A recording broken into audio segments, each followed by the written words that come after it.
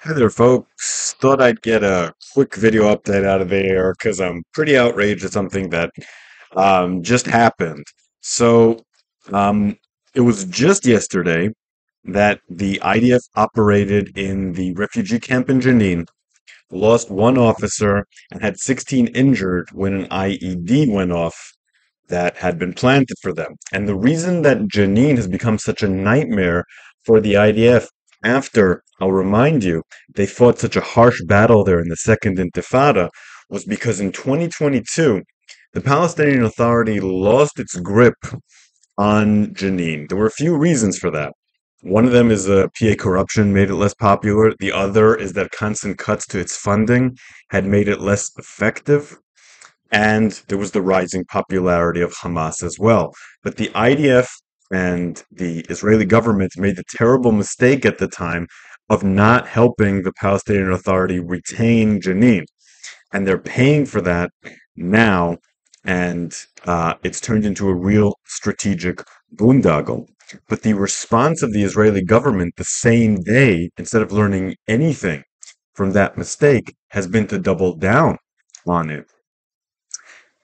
Bezalel Smotrich, the finance minister, and also a minister in the defense ministry as well, had a plan to punish the Palestinian Authority for trying to get at Israel through international courts and so on through several measures, sanctioning the Palestinian Authority itself, lowering the funding to the Palestinian Authority, and also um, building new settlements and legitimizing illegal settlements, including the settlement of Eviatar, which has been a bit of a um, symbol for the settler community and is stuck right in the middle of territory controlled by the Palestinians, which is why it was illegal. I was a little bit optimistic because I heard that in the cabinet meeting where they were discussing these measures, the IDF put up so much resistance that the meeting was stopped and private consultations were held. So I thought either the measures would not be approved or they would only be partially approved. But as it turns out, Netanyahu gave Smotrich everything that he wanted. Um, in a press release that Smotrich had, he said that everything he wanted had been received. They legalized 5 West Bank outposts, including Eviatar in the northern West Bank, Sde Ephraim and Givat Asaf in the central West Bank, and Cheletz and Adoraim in the southern part of the West Bank. There are also tenders for thousands more homes and settlements. What I heard was at least 6,000 new homes are going to be built in settlements. There are a lot of problems with this, of course. First of all, just as the U.S. Problems with Israel were starting to lessen, they said that they were going to release ammo. This happens.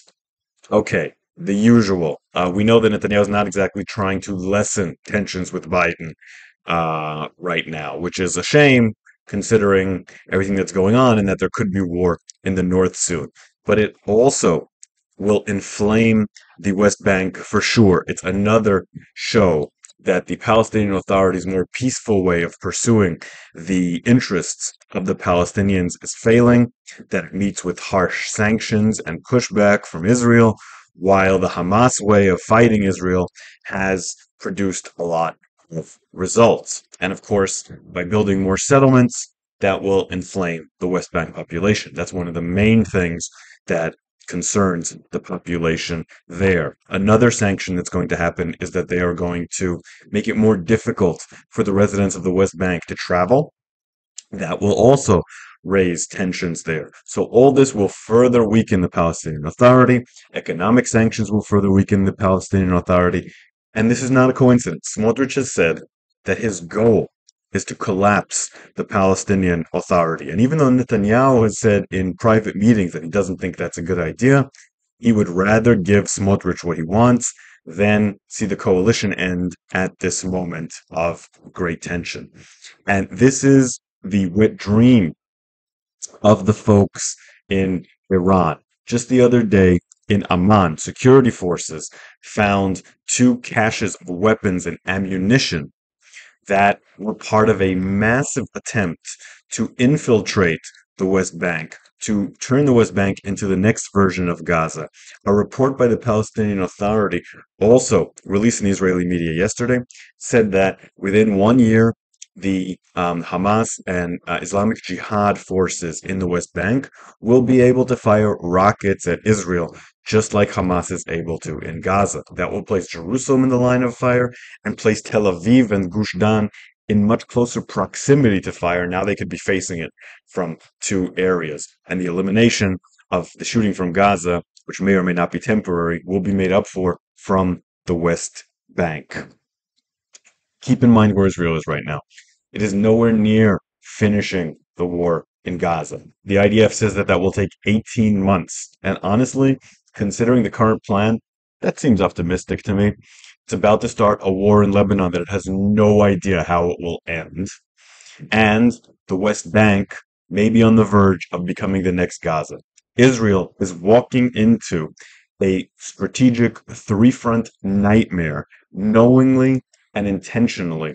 And especially in the West Bank, this is a complete and total own goal.